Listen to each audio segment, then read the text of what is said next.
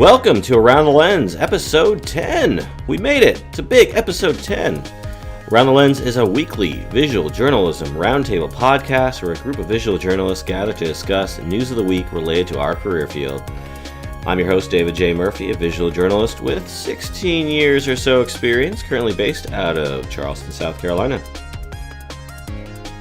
And I am your co-host, Zach D. Roberts. I'm a photojournalist who splits his time between New York and Alaska. I've worked for BBC TV, The Guardian, but most recently, most of my work has been seen in The Village Voice. And that background noise you're hearing actually comes from one of our panelists. So our panelists this week... No, it's okay. Our panelists this week are Jim Vondruska and Jessica Dimmock, or Dimmock? Dimmock. Okay. Why don't you two go ahead and introduce yourselves in the order I spoke your names. I'm Jim Vondruska, and I've been shooting as a photojournalist for the past 2 years. I've done stuff from Ferguson to dog hotels, but my stuff has been featured in like The Guardian, NPR, and Time Magazine. Cool. I am Jessica Dimmock. I am a photojournalist and filmmaker. I've been working in the industry for the past decade or just a little bit more. My print work has appeared in publications like The New Yorker and the New York Times Magazine, and my film work has appeared in places like HBO, Showtime, and Vice. Oh, wow. So did you start out photo and then move to film, or have you done both simultaneously? I started photo and then moved to film, and I'm currently splitting my time film stills about 70-30%. Okay, so majority of film. Yep. And did you move over with the advent of sort of video from DSLRs, or was it more traditional video? Absolutely. I, as a lot of my colleagues did, I was using the Canon 5D for many years and shooting on that, and then one day there was a button that said record. And so I hit that button, record, and kind of never looked back.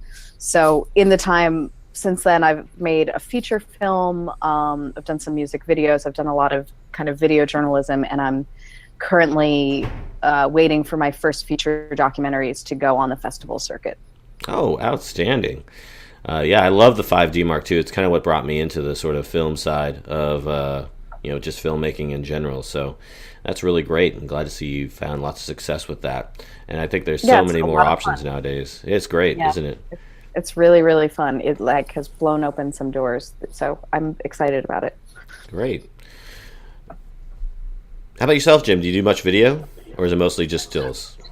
It's mostly stills. I'm trying to get into video more, do like multimedia stuff. But every time I try and go and do that, I always end up taking photos instead. Right. So working on it, but not yet there. Okay. And you mentioned something about dogs.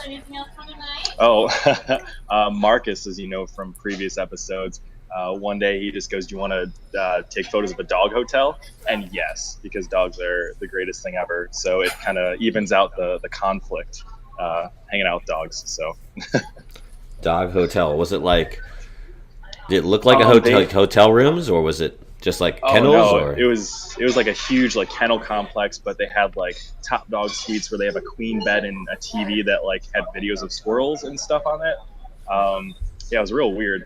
But yeah, that's a dog hotel. All right. Well, I'm sure we could have a whole topic devoted to dog hotels, but we have to move on to our topics of the week. Hey, episode 11, man. Oh, I'm bringing you back. I'm going to bring you back. Whole show, dog hotels. Cool. All right, so let's talk. We got a lot of topics to talk about, so let's get on the show.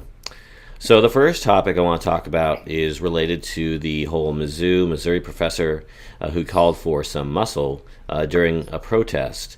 That was the protest probably everybody heard about, the one in which Tim Tye was trying to do his First Amendment right of documenting an event, and the protesters just didn't want the event documented. And the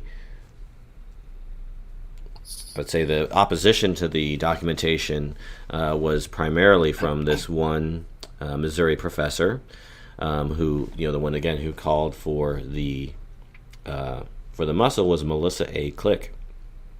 So, what I want to do is I just want to find out, get your take on this whole situation and, what do you see of it now? I personally think it's great that finally this woman is getting charged, because she did do, I think, stuff that could have potentially gotten people harmed. So what are your thoughts on it, panelists? Honestly, the first thing I was ever taught in any photo class that I've ever taken was photography is not a crime.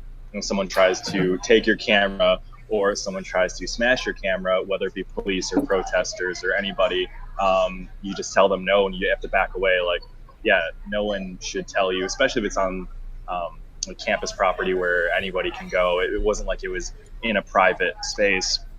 But yeah, I think it's good that she's getting charged, because she didn't have the right to do that to him. So.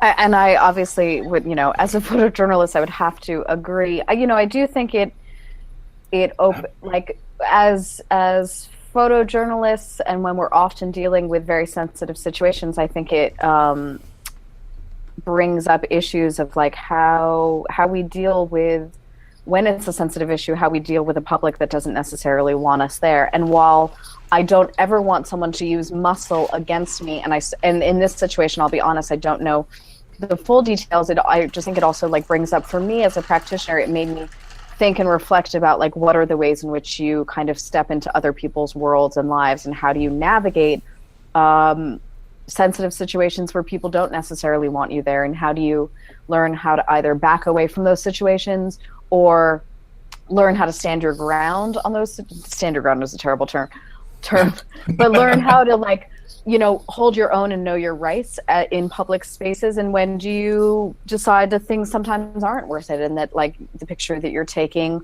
while you do have a right to be there, is not necessarily worth making people uncomfortable. And I'm certainly not saying that over this situation. It's just that these things are always like the 3 or 4 corners of the experience that we're always kind of grappling with and dealing with. Yeah, I kind of always question whether it was during Occupy Wall Street, or where they had a lot of these situations where they asked you not to photograph because people were sleeping, or they were trying to have private conversations in a public space. It's just, my question was always, is it worth it? Is it going to screw up my chance to get a better photo later on? But the one thing, like rewatching this video again, because I watched it kind of briefly and then it went kind of completely nuts and everybody was yelling and screaming about it within the photo community.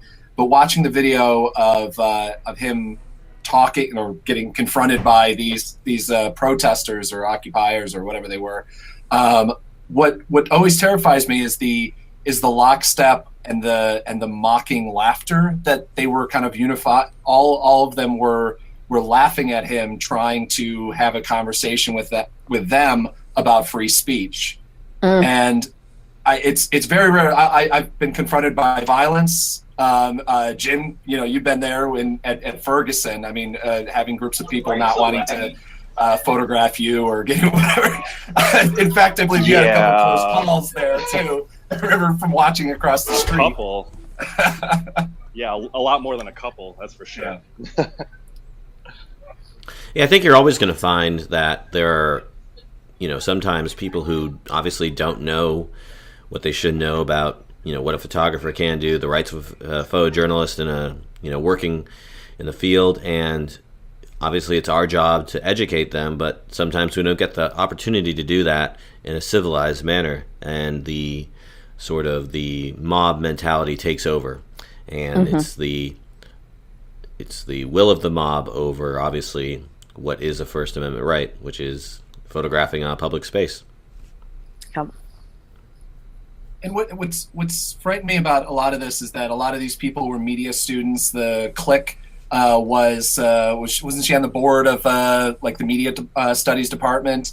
And so these are people that know what the rights of a photographer were or are, and just decided that in this moment that their free speech rights overwhelmed another person's free speech rights, which is always a kind of a terrifying road to walk down, especially on a college campus. Right. Yeah, it's incredibly shocking that this some muscle would come from a media studies, professor, or assistant professor, but no longer working there. So she's going to have a tough job getting a job anyplace else, I think. But definitely good to see some action being taken, although it's for a misdemeanor charge. But still, good to see some action being taken, and makes sort of an example of those who would potentially follow in her footsteps. Yeah. I again find it rewatching the video and seeing these these young college students trying to confronting a photographer. It makes me flash back to some of the more scarier moments in protests and things that covered, and thinking about these like people that look like they're like 5'1", 5'2", compared to other events when you have like it's 2 o'clock in the morning and you're standing across from a police station where people are throwing bottles and you've seen knives being thrown out and everything like that. So it's like, oh, this is adorable. I actually wouldn't mind dealing with this too much.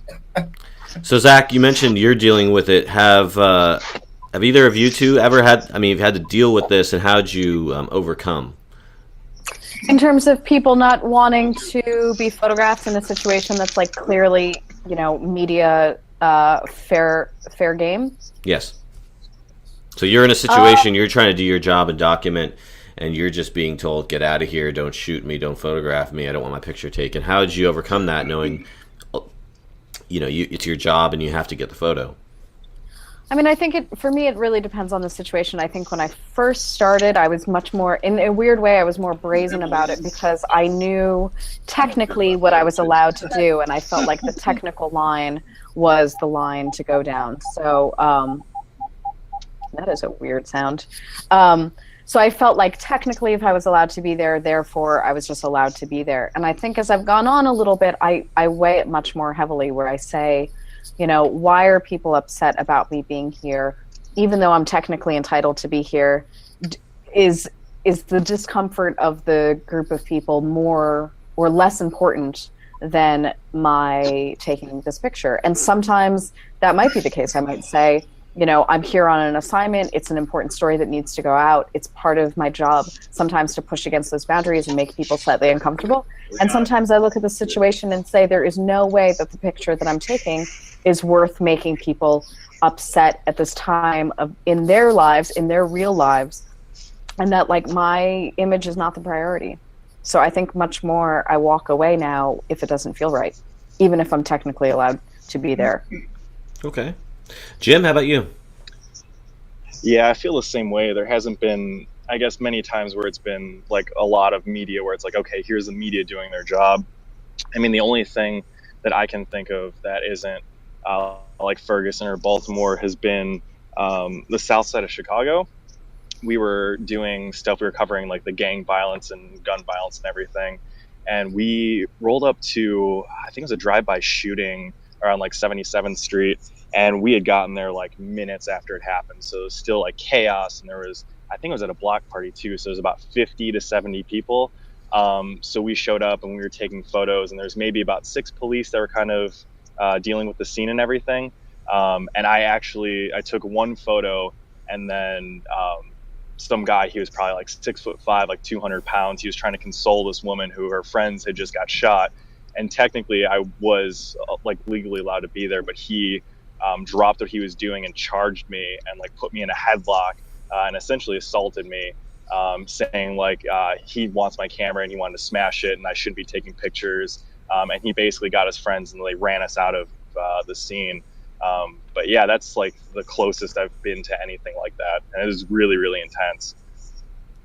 Wow, that's crazy. Did you actually end up doing anything like assault wise, like charging or anything like that? No, it definitely was not worth it, because when we were there, the police on the scene, we were telling them like this guy's assaulting us and he's threatening to kill us, and they just kind of rolled the window up and said, well, you better have a fast car. So yeah, that was that was rough, but no, there's no assault charges. I wasn't even going to go down that path because it wouldn't be worth it. Yeah, I was again, a photographer in New York City, a freelancer, and I photographed some people who didn't want me to photograph them, and whatever I did, I still photographed them. But I asked about assault and whatnot because some of my fellow photographers had been in the same situation, and the gist of it was if you didn't have a broken bone or you weren't bleeding, then it was kind of tough to claim assault. A lot of people like just because they're pushing you back and stuff like that. Yeah, you can claim that you can charge them for assault, but it's a tough case to make. Yeah. But the only time I've ever been in a situation where people didn't want me to photograph them, and I think I've mentioned this before, is I was documenting some protesters, and I was covering both the protesters and the counter protesters at the same time, and the protesters didn't like that, so essentially they stonewalled me. Not necessarily to stop me from photographing them, but I had ins and I had people I was talking to, and they said, yeah, we're not going to talk to you anymore. And I tried to explain to them, well, I'm only going to get one side of the story if you do that. And they're like, yeah, it's okay. It's like, okay. And it ended up being one side of the story. But let's go ahead and move on to our next topic of the week. We're talking about Corbis. Of course, the big photo stock archive has tons of very historical photos in it. And it's actually owned by Bill Gates, or at least it was owned by Bill Gates. The majority of the company has been sold to a company called Visual China Group. It's a Chinese image archive, image sale company, and it was recently sold. So does this affect any of you?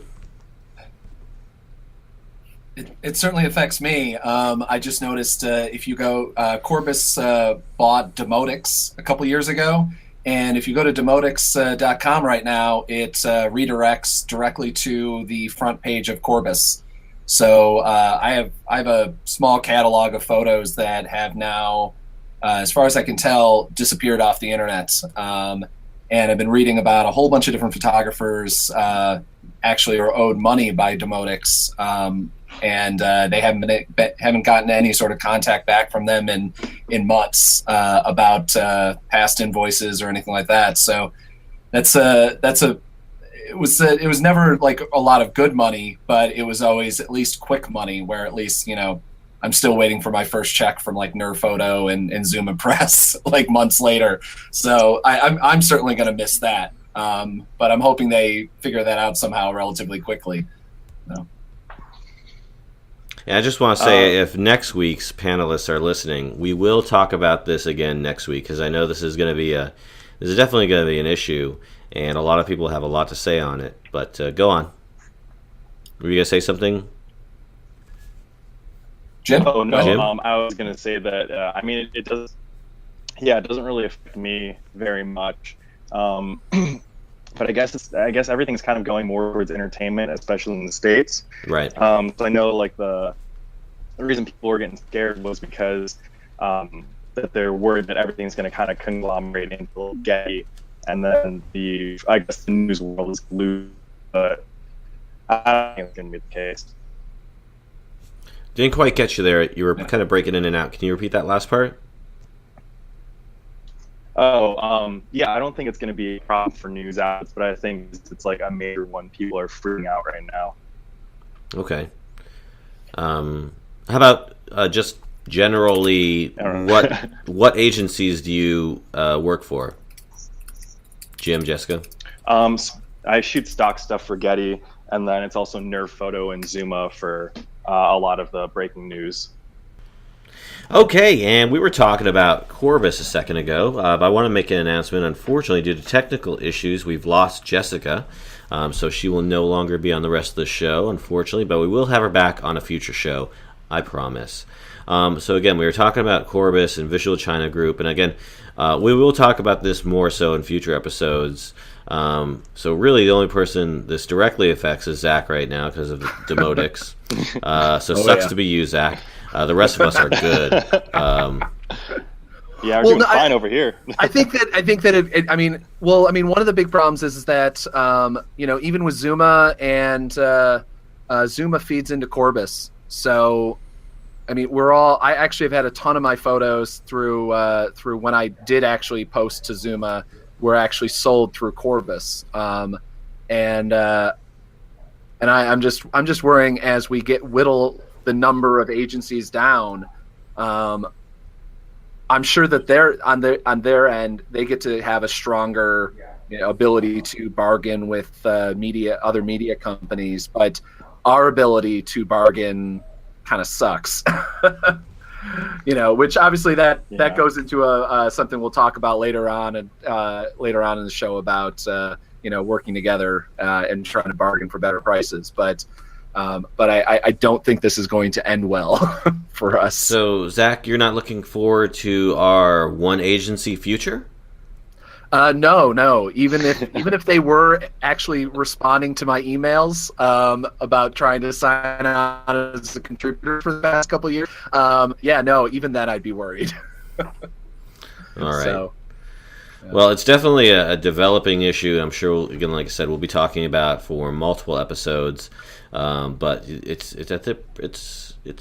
kind of showing signs of the time, especially with the way the group was separated. In that Corbis is keeping a couple entities focused mostly on entertainment while selling all the news stuff to the Visual China group. So definitely seeing kind of the signs of where the profits are.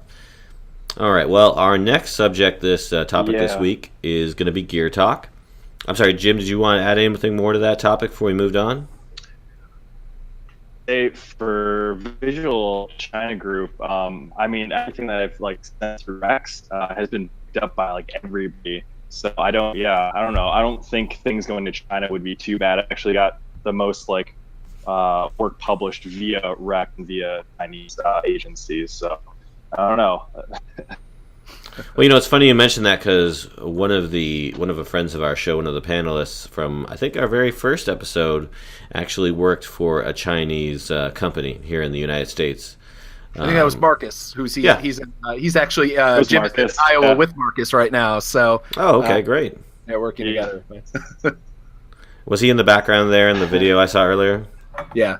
All right, tell him I say hi. Yeah, he's trying to. Hey, Marcus, everyone says hi. Never mind. You're right now.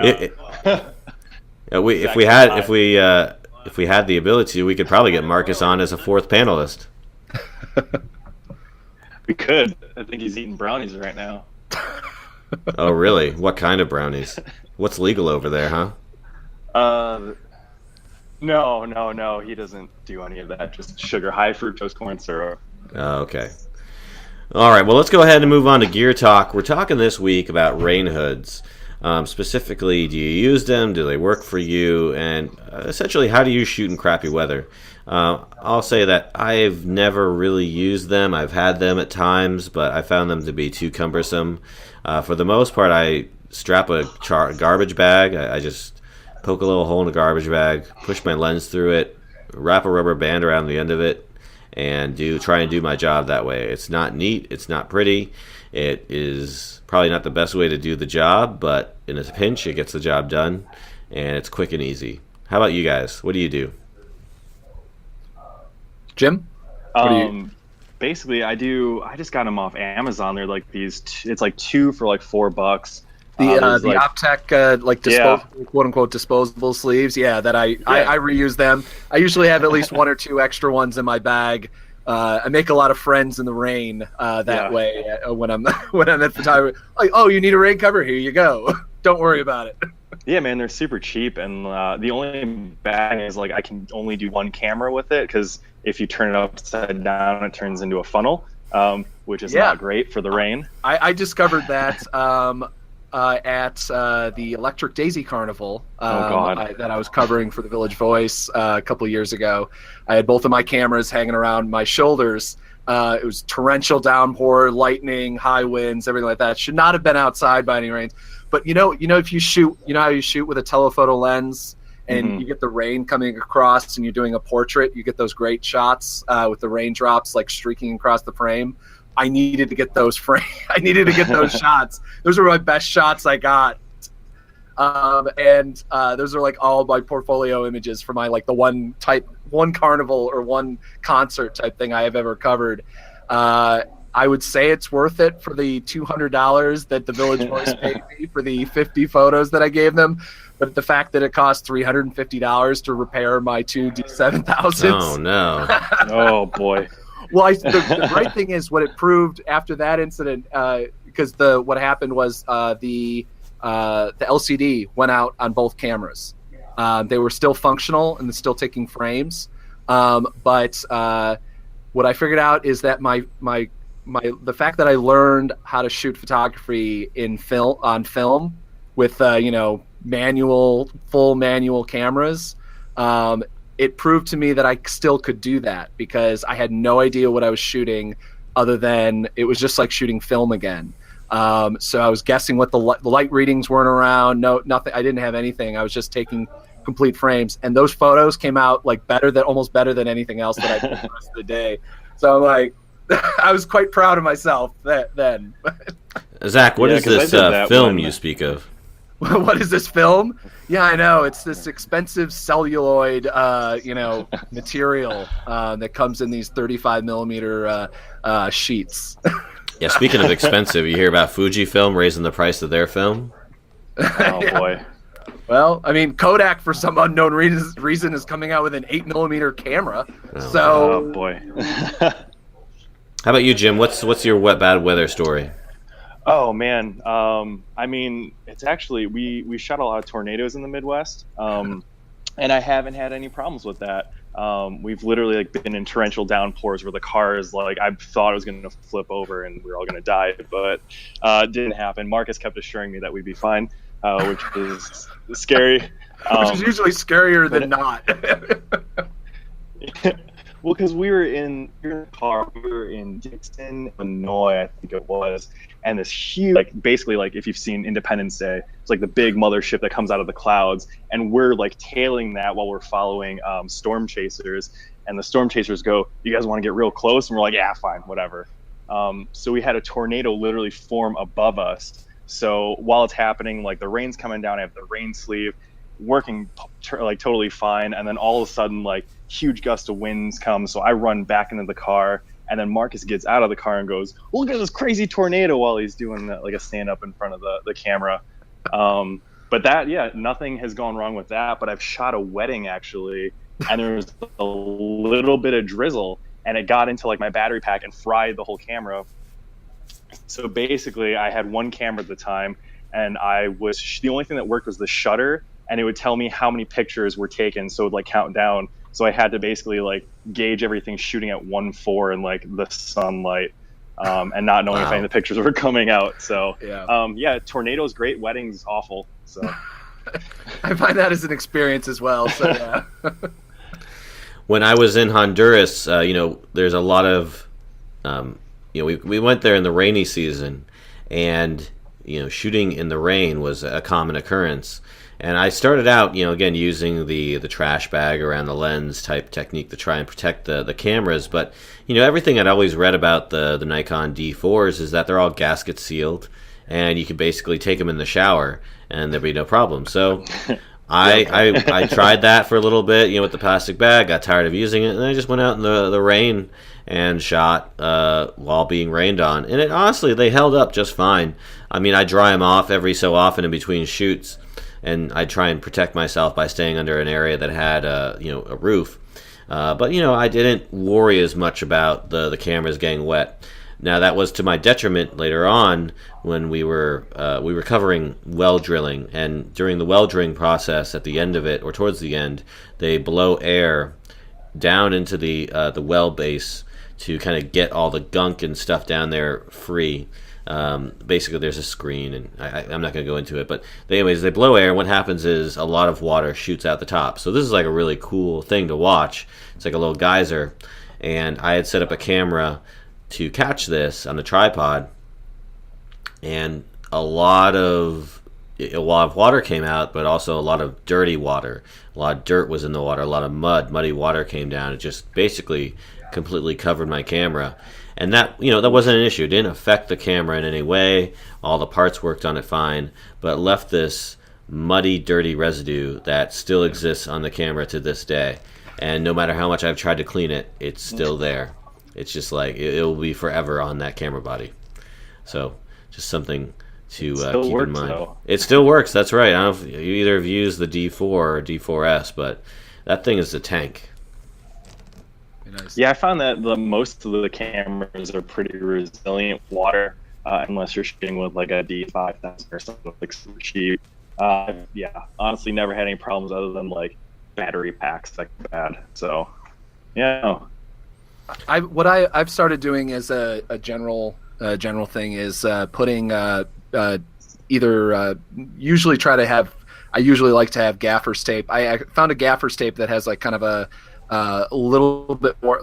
Gaffer's tape usually has a matte cover. I found one that has like a little bit more of a sheen on it, which seems to be a little bit more water resistant. So I cover the battery and kind of all the places that water might get in, including like the flash on my D600, and it works. It seems to work perfectly fine, unless it's like one of the big problems is when you have heavy snowfall, is that you don't really notice that the snow is coming down and it's actually melting on your camera. So that's the reason I kind of keep that on 24/7, every day of the year.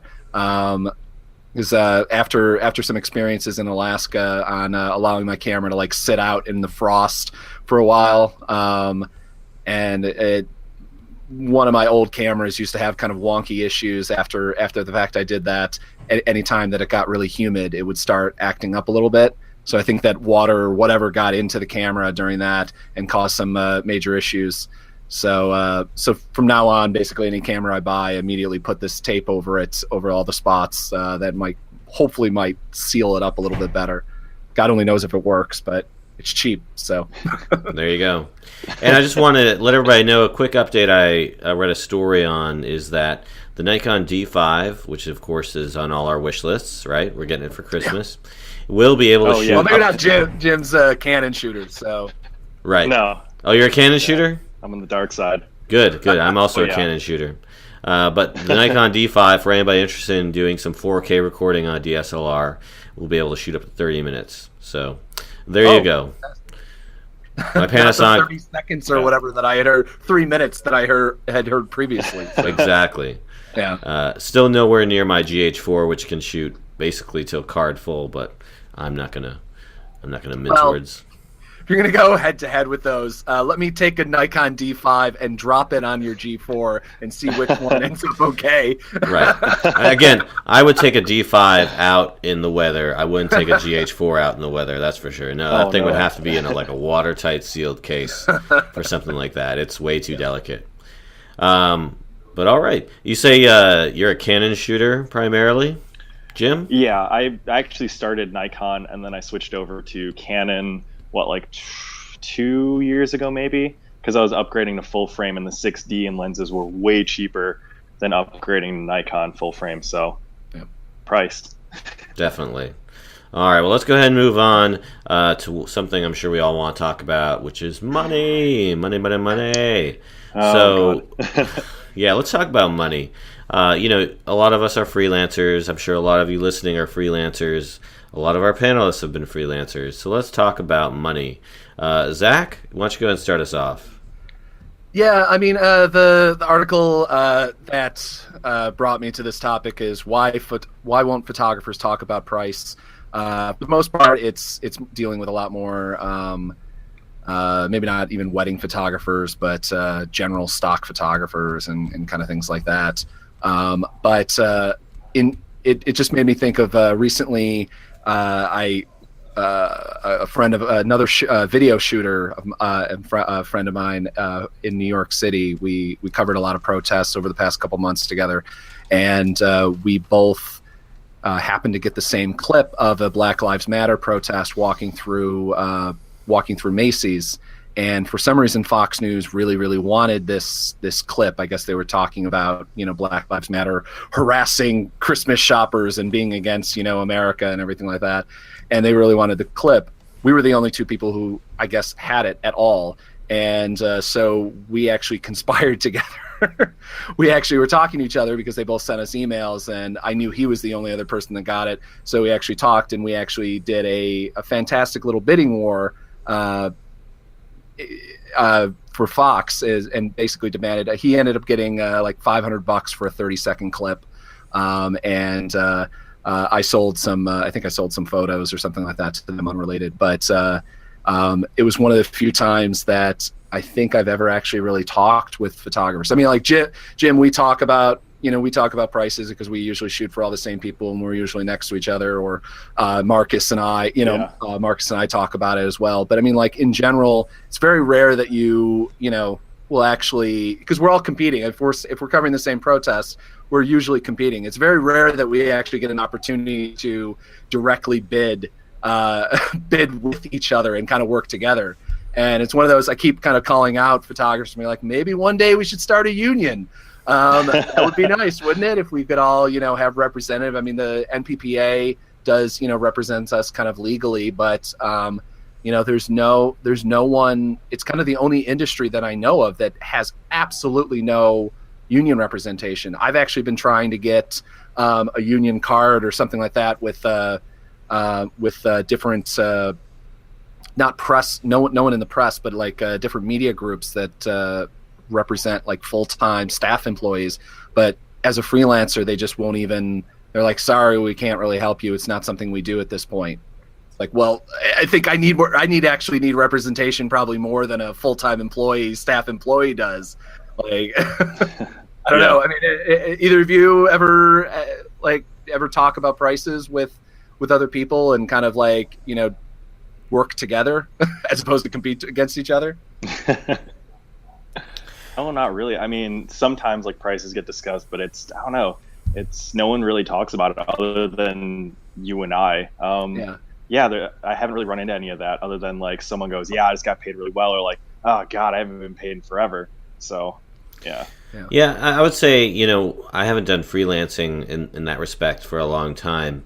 But when I was doing it, I worked for an agency, and the agency would take my work, and if it was of a high enough value, they could essentially create a bidding war between our agency and another agency or another entity another entity that wanted. So, for instance, if I had a really juicy photograph of a specific, I would say, celebrity or event, then and I was also the exclusive holder of that imagery, the agency could then, put out there, say, hey, we've got this, who wants it? And then you'd have time bidding for it and people bidding for it, and you have different entities bidding for that rights to use that imagery. But as far as, I would say talking to other people about price, you have to be careful about that because it can be kind of construed as collusion in that, essentially you're price fixing. In the wedding photography market, it's considered collusion to tell, say, okay, I'm going to charge this and you charge this, and you agree on charging that, because again, how would you feel if your stores and stuff were doing that to you? And they probably do it, but who knows? Well, I mean, of course, that's what the Chamber of Commerce is for. Not to go all political, but I mean, like, businesses and corporations do this not only as a matter of fact, but as a matter of principle. This is why they have organizations like the Chamber of Commerce, is that they discuss and they in general decide not to change prices. And occasionally we'll have you'll have some weird gas bidding war, like where in Michigan, like, gas is going for like 47 cents a gallon or something like that. But Exxon and Chevron are pretty much in agreement. And I mean, I get what you're saying, like when you're fixing prices for a local area and everything like that on wedding prices. I mean, I get that's collusion, and that's that's not necessarily a good thing to do. But I mean, I'm thinking about when at every chance I find that media companies try to low bid us as much as humanly possible, because they know that they can. And they know that we don't talk to each other. I mean, I talk to a bunch of photographers. I'm relatively open about the rates that I get from places. I won't discuss them on open air, but if anyone ever wants to contact me and talk to me in private about things, but I mean, like, different. Well, actually, I can say it now with Al Jazeera America. I got an excellent day rate on them, and I had a bunch of people, once they knew that I worked for them, come and contact me. I'm like, yeah, no, I think I got a great rate. And they're like, oh God, you could have asked for a hell of a lot more, or you could have, or it's like, oh, that is a good rate or whatever. And different people had different experiences about what they paid for and whatever. And it's interesting that obviously we don't have that conversation publicly, and I kind of get that we do, but that we don't, but we don't even, we have 5 private Facebook groups and everything like that, where God forbid we ever discuss that thing. We have that Tumblr that basically talks about people who haven't paid, and then has private, you can post privately what you got paid there. But that's a Tumblr group is the best thing that photographers have for making sure that they're not getting completely screwed over by pricing right now. That's pretty sad. Yeah, no, I think I agree with you with the idea that we should all be open and honest about what we've been paid for what we do, because in the end, it's always going to make us stronger. It's the same idea where if you're in or if you're in a business, or if you work at a company, everyone should know everyone else is getting paid, because ultimately that's going to give you the ability to ask for more money, or see how much everybody is getting, and try and determine if there's a price issue or a payment issue. And the fact that we have this fascination or desire to keep our how much we make to ourselves, that we think we can't tell what we make, that is, I think, going to hurt everybody. In fact, there's a great web series from True TV. It's called Adam Ruins Everything. If you haven't heard of it, go check it out, because they talk about this and talk about what really we should be open about what employees make. So I fully agree with you. Everybody should tell everybody what they make, because it's only going to make us stronger as a group. Now, that's okay. If you say, I got $500 for this picture, I'm going to know in my head, okay, I can get up to $500 for something similar, or I'm going to ask for that much. Yeah. Obviously, it's not collusion. It's just figuring out what the market is. There's nothing wrong with that. You should figure out what the market is, so that you're not wildly overpricing yourself or wildly underpricing yourself. Wouldn't you agree, guys? Most certainly. Yeah, that's really true. Especially when I was first starting out, I had no idea what to price anything. So after talking to people and actually sitting down and wondering hey, so how much do you make for this? It actually it helped a lot with pricing. Especially when I hear some of my friends that do corporate or production work, I'm I got paid $10,000 for a day shoot. I'm oh my God, what am I doing wrong? But I think it is good, especially when you're trying to figure out what pricing to talk to people, because I'd probably sell myself way cheaper than I do now without talking to people. Yeah, obviously commercial work is always going to get paid more than, I think, photojournalism style work. But I think the key thing is, there's a lot of price calculators out there. Figure out how much you want to make, how much your business expenses are.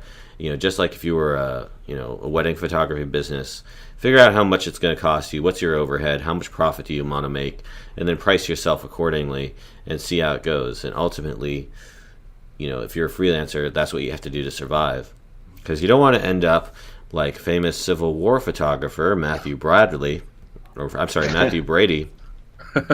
who photographed the Civil War, shot over 7,000 photographs, and essentially died in debt because the government wasn't willing to buy his masters.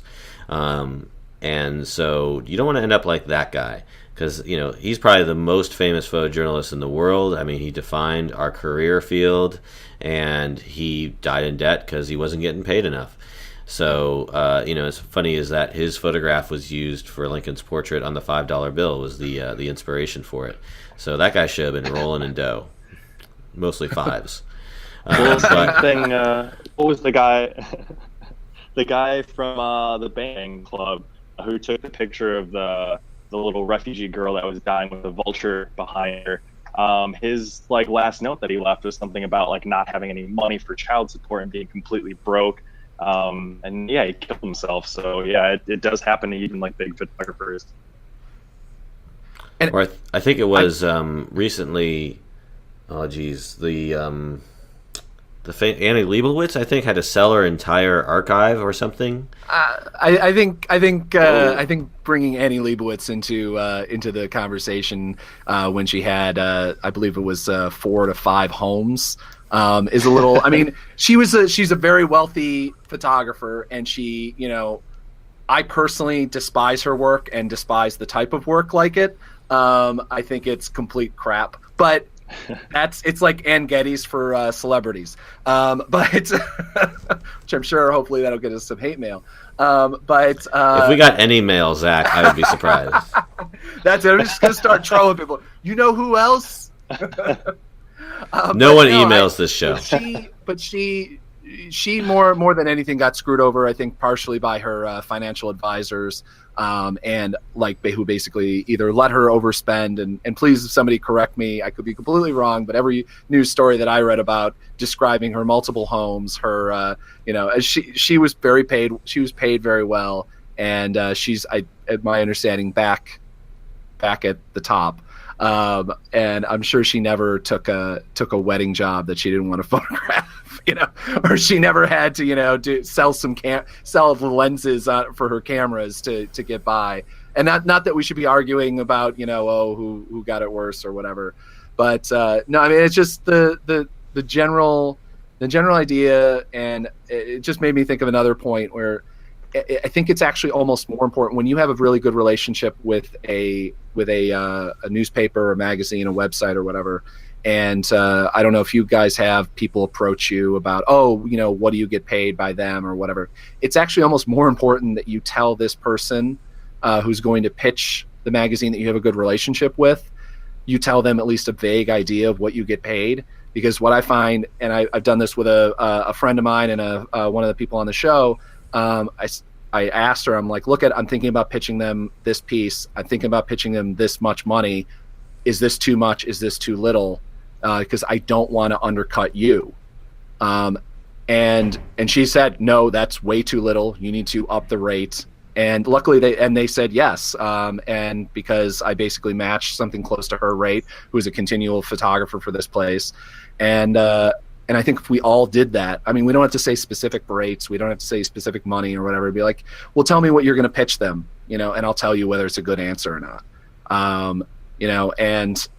And so if we're really uncomfortable about, somebody coming along and matching us money wise, they're going to do it anyway, and that's one of the reasons that, we all worried about citizen journalists. I mean, there's a reason why these people who take, photos and are able to give them for free are able to get away with it, because half of it at least is we allow them to get away with it, and that we don't, immediately become friends with him. And Jim, I met you down in Ferguson. You saved my butt with your minivan after Marcus's car got torched. And so both of us immediately helped you. It's like, oh, you got to call this guy. You got some good photos. You got to call this guy. And in turn, you do things. And it's just like, and so if we all help each other, hopefully we won't end up like Matthew Brady. Yeah. Yeah, that guy had absolutely no idea how to price his stuff. No. There was nobody to ask back then. I feel bad for Matthew Brady. He's like, he's like calling up Remington. Well, he can't even call somebody. He has to put a teletype out, calling up Remington. So, what are you pricing what are you selling to Harper's Bazaar or Harper's Quarterly or Weekly or whatever it was for your lithographs? Be like, I can't tell you, dude. I'm in negotiations right now. Yeah. I don't know. It's not really a good comparison. You just go in and take a photo and it's done. I spend hours laboring over my lithograph. I don't think you should get paid nearly as much money. Sorry. Yeah, I would say, again, what my thoughts on the pricing thing is, like, unless you're obviously directly in competition with somebody and you're both bidding on the same project, obviously then don't give away what your price is, because they're just going to undercut you, and then it's going to be probably negative for both, because you're both just going to try and undercut each other. But yeah, after the fact, I have, unless you're contractually unable to talk about it, just put out all the information you can. Say everything about exactly how much you got. In my opinion, obviously if you're not comfortable talking that detail, but the more information out there, the better, especially if you want to make a living, I would say. Not even make be rich, but just make a living. Yeah, I agree with that. Yeah, and it's so many different factors: your area, what you're shooting, the exclusivity of what you're shooting, the people buying the imagery. I mean, I've had photos people wanted but they just weren't willing to pay. And it's not really like they weren't willing to pay. It's just that they couldn't, afford. They didn't have a budget for photography. Now, of course, people don't budget for photography because they want to get it for free. And if maybe I'd pushed further on it, I could have gotten something for it. But basically, it was a little town magazine that, again, anything they published, they probably got for free from people, and they would give you, what's that word we love to say? Oh, exposure.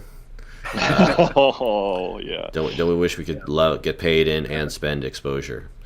All right, so gonna finish it off tonight. Not really a topic, just making a short notice announcement here, or about recently news story. Sports Illustrated laid off the top 3 photo employees, their photo editors and stuff, and I really don't know what's going to happen to that magazine and that the whole industry, the Sports Illustrated company.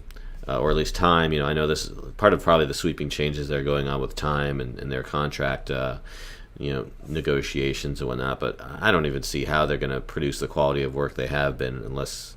Do you guys have any thoughts on this? So where's Sports Illustrated going in the overall climate of the industry?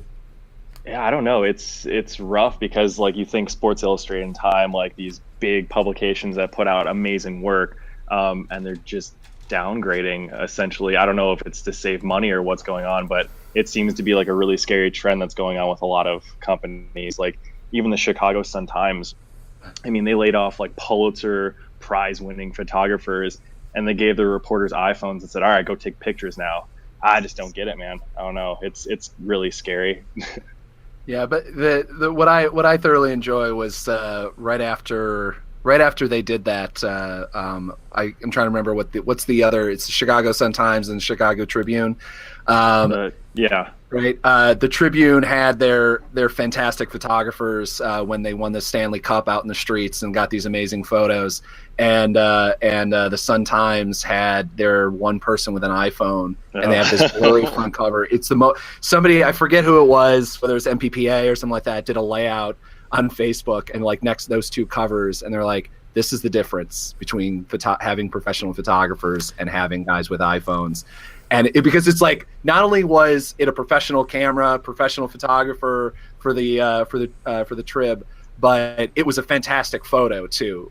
And then the iPhone shot was this blur. It was actually blurry. It wasn't even iPhones can take good images. They can, they're under the right conditions. But this was just terrible. And it captures the feeling of the moment, Zach. It captures the feeling. Okay, if nothing else, yeah, I'm sure that photo got uploaded immediately to the Sun-Times servers, and maybe the Tribune photo took 20 minutes or something like that. But it was just, if nothing else, that was a little bit of satisfying moment there. The problem, the thing I see with the Sports Illustrated though is that this is one of those weird things where so they're laying off these photo editors, photographers, and everything. Those photographers aren't going to stop working, and they're not going to probably stop working in sports photography. So what's going to happen is Sports Illustrated is going to start paying, $300 for an image from these guys, or $400 for an image from these guys, and not paying. And these guys are now freelancers without health insurance and without any sort of job stability. So I don't think that you can look at National Geographic. The image quality of National Geographic after they laid off all those people didn't go down. It stayed the same because the people who were laid off still need money, and so they probably still are selling images to the National Geographic, and it's just they're getting paid crap for it. They take what they can get. Yeah, to me it makes it Village Voice just went through this weird structuring. They're hiring a what's called as a street photographer, or street scene photographer, or something like that, and they're paying I think $33,000 or something like that for a New York City photographer.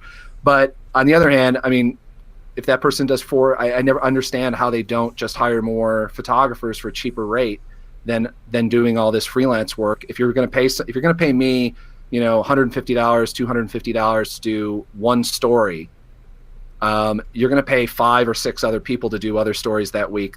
I could shoot all of those, and if you paid me $35,000 a year, that more than evens out. But I guess this is why I don't work as a editor or owner and publisher of a magazine. I don't understand financial logic there. So yeah, I think it just boils down to health insurance and all the other costs that come with hiring full-time employees. Obamacare. I guess. I don't know. Maybe. Yeah. I don't know. That's the thing is like, yeah, they're getting paid a little less, but also there's no like insurance, no health benefits, no dental, nothing like that. So they're cutting big costs. So it's not just the net or gross pay that you get. I mean, part of the reason that they hire contractors in the military, vice necessarily having every single job be filled by a military member, is because ultimately hiring having somebody in the military costs a lot of money. I mean, you're paying them their salary, their benefits, if they retire, their pension. So it's a lot easier to just hire civilians, although it might cost more, or hire contractors, I should say, for doing simple jobs, or not simple, but just specialized jobs. And it's a lot cheaper because you don't have to worry about all those additional costs. It's taken care of by the company that they work for.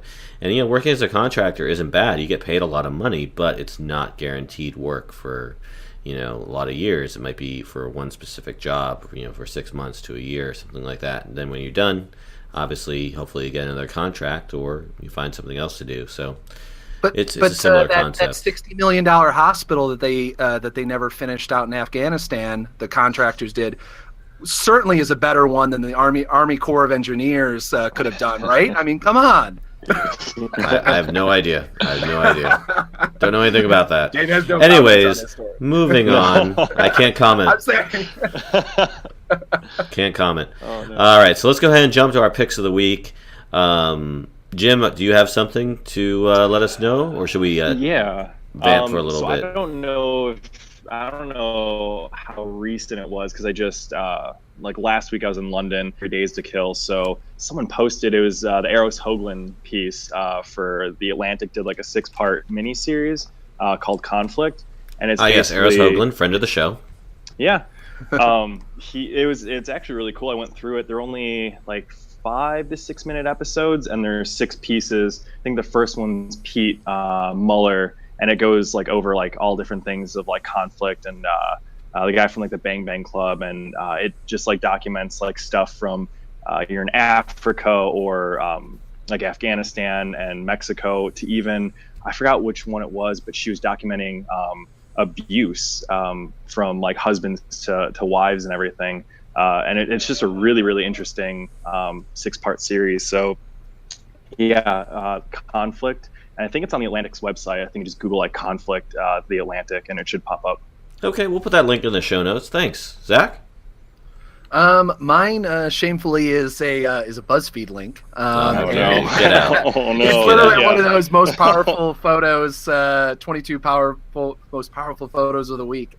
And the one that the series that really hit me, and I ended up finding them. Also somewhere else. I'm trying to find the link, but it's a series of photos about the Revolutionary Armed Forces of Colombia, FARC, and it's done by an AP photographer, and they're just really kind of gorgeous portraits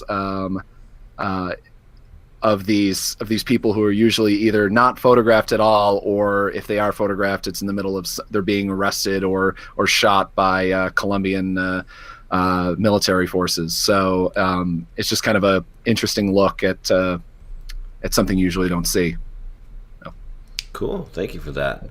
And I'm going to throw out actually a story that I found on Facebook.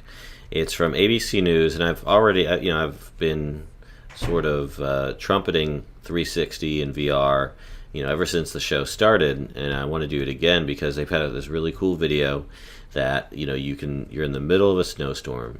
Of course, we had the big blizzard up north, and if you were down south and want to really experience that without having to actually deal with the cold or the snow, this is, I think, the best opportunity you have. It's I think right in the middle of Times Square, and you just see snow everywhere. So it's a really neat use of the 360 platform, the VR platform.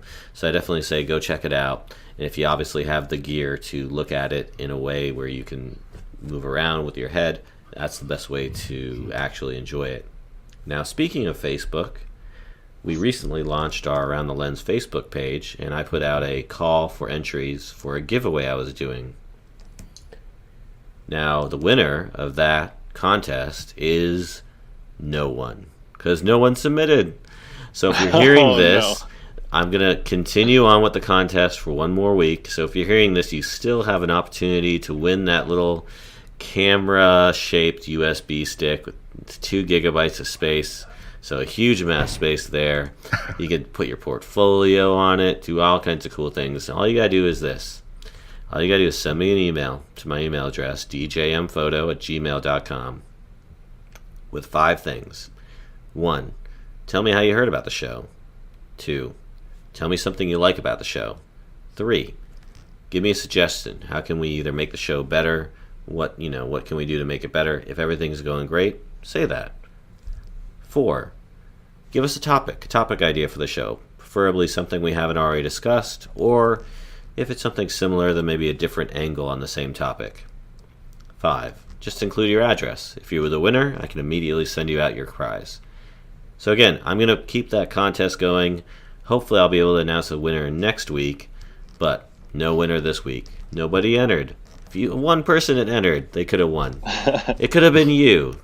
So again, don't miss up this opportunity to win this grandiose prize of a camera-shaped USB stick. I have it on my keychain right now. I'll show our panelists so they can ooh and ah over it. It's a Canon, but it's very nice. It's a Canon, so obviously if you're a Nikon lover, maybe you don't care. But if you're a Canon lover...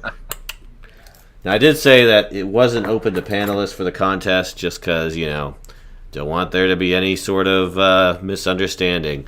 It's just open to listeners. So if you're a listener, you want to win this thing, you just got to send me an email. That's all that there is to it.